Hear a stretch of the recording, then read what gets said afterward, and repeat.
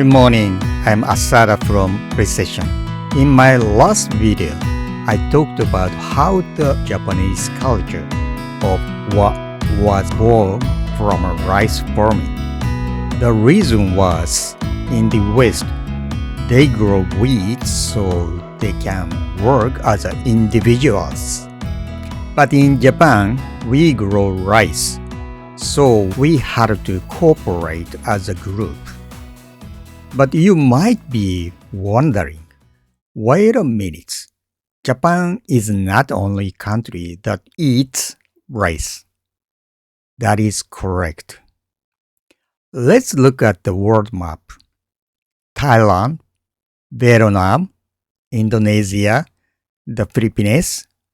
Many Southeast Asian countries are also rice countries like us. But what is the image of their national character?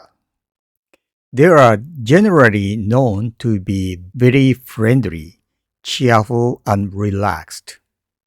They have open hearts and can easily become friends with new people.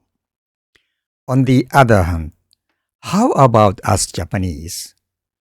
We are quiet, cautious, and always reading the surrounding air. Japanese people do not easily speak their true feelings. We both grow the same rice, so why are our personality so different? The key to solving this mystery lays in the ground beneath our feet and the speed of the water flowing there. Today, let's dig deep into this difference. First, Japan and Southeast Asia have common points. There are the rain from the monsoon and rice farming. However, there is one decisive difference. That is the stage for growing rice, in other words, the geography. Let's visualize it simply. The geography of Southeast Asia is like a huge ball.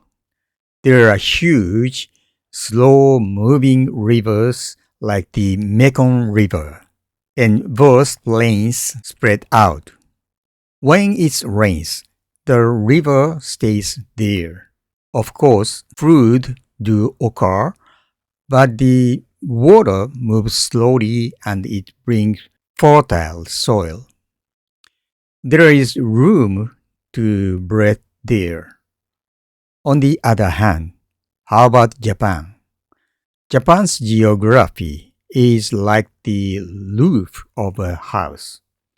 About 70% of Japan's land is steep mountains, and Japanese rivers are very short and fast-flowing compared to the rest of the world.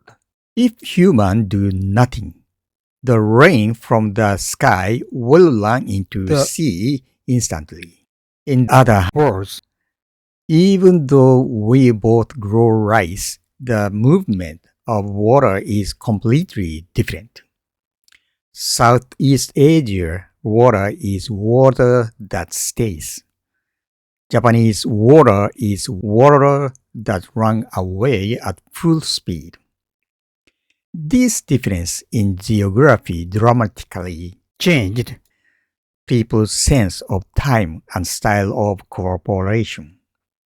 In Southeast Asia, where water is abundant and flows slowly, there is a real margin in the farming schedule.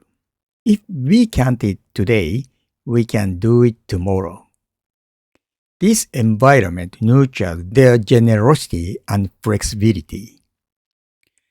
For example, the Thai phrase "mai pin lei," meaning no worry, might come from this rich environment. However, in Japan, there is no such margin. Japanese rice farming is a race against time. To catch the running water, all villagers must cooperate to build dams and irrigation canals. And we must put water into the rice field right now and this very moment, or the rice will not grow. If someone delays the timing, the water will flow into the sea and be gone.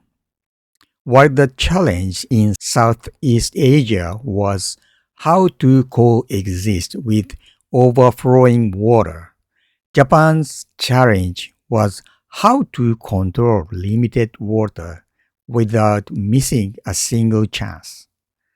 This tension where failure is not allowed is the base of the Japanese character. Furthermore, Japan had another strict condition. That is high population density and no space to escape. Japanese people had to live closely together on very narrow plains sandwiched between mountains and the sea. The distance to the neighborhood house is very close. The walls are thin, so we can hear the neighborhood talking. In addition, the rule of collective responsibility of the village from the Edo period was added. And I mentioned before, one person's mistake became a punishment for all villagers. Imagine this situation. Water is scarce, land is narrow. If only you use a lot of water, your neighbor's rice will be die. If your neighbor cannot pay taxes, you will also be punished. A person who shouts, "I want to do this," become any enemy who threatens the peace and survival of the village. Summarizing up to here, we can see why Japanese people read the air so much. We value sensing without words, not simply because we are shy. It is high-level teamwork to move faster and more accurately than using words. For example, look at the F1 pit crew or surgical team. They do not chat unnecessarily during work. They understand what is needed next just by looking at each other's eye and move at the perfect timing. Japanese harmony and silence are the same as this. It is the ultimate communication skill developed for all villagers to survive in a harsh natural environment. The cheerful rice culture of Southeast Asia and the quiet and cautious rice culture of Japan. The difference is not a difference in the personality, but something created by the slope of the land and the speed of the water where we stand. How was today's story? If you ever feel tired of the excessive attention to detail of Japanese people, please remember this story of the first flowing river. If you think, they are trying to protect the precious water, you might be able to be a little kinder. I would love to hear your opinion. Please leave your comment in this section below. Thank you for the watching until the end. おはようございます。プリセッションの浅田です。前回私は日本の和の文化は米作りから生まれたというお話をしました。小麦を作る欧米は個人で動けるが、米を作る日本は集団で協力しなければならなかったという理由でしたね。でもあなたは米を主食にしているのは日本だけじゃないと疑問を持つかもしれません。その通りです。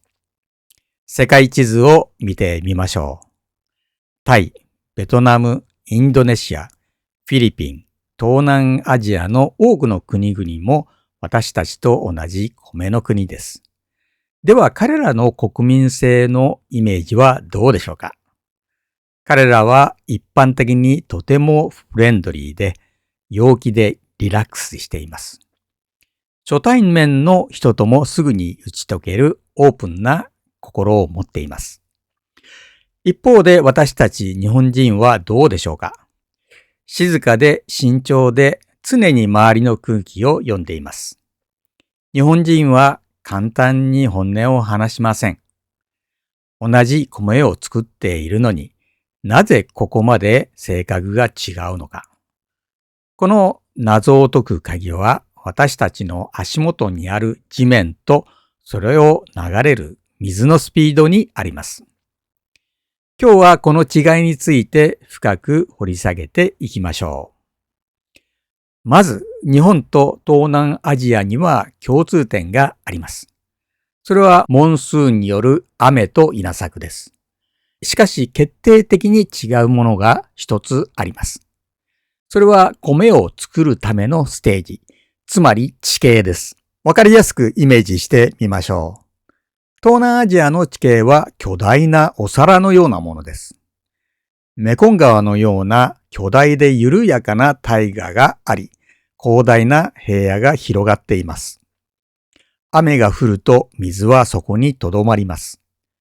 もちろん洪水は起きますが、水はゆっくりと動き、肥沃な土を運んできます。そこには余裕があります。一方、日本はどうでしょうか？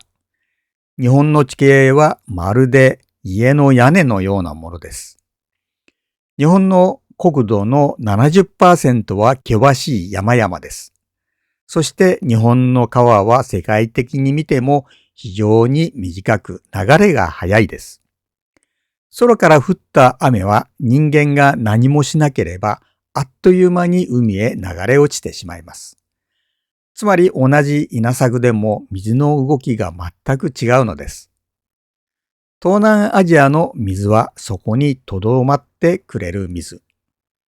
日本の水は猛スピードで走り去る水なのです。この地形の違いは人々の時間感覚と協力のスタイルを劇的に変えました。水が豊富でゆっくり流れる東南アジアでは農業のスケジュールに少し余裕があります。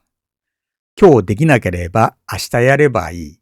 この環境が彼らのおおらかさや柔軟性を生みました。例えば、タイ語のマイペンライ、気にしないという言葉は、この豊かな環境から来ているのかもしれません。しかし、日本ではそんな余裕はありません。日本の米作りは時間との戦いです。走り去る水を捕まえるために村人全員で協力してダムや用水路を作ります。そしてこの瞬間に水を田んぼに入れなければ稲は育ちません。もし誰かがタイミングを遅らせたら水はもう海に流れてなくなってしまうのです。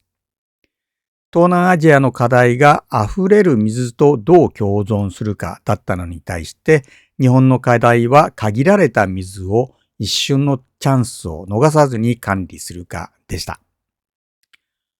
この失敗が許されない緊張感が日本人の性格のベースになっています。さらに日本にはもう一つ厳しい条件があります。それは高い人口密度と逃げ場のない狭さです。日本人は山と海に囲まれてとても狭い平野に密集して住まなければなりませんでした。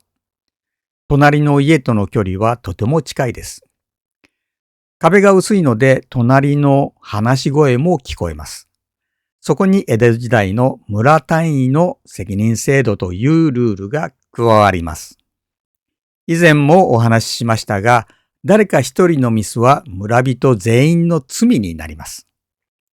ここで想像してみてください。水は少ない。土地も狭い。もしあなただけが水を多く使えば、隣の稲は枯れてしまいます。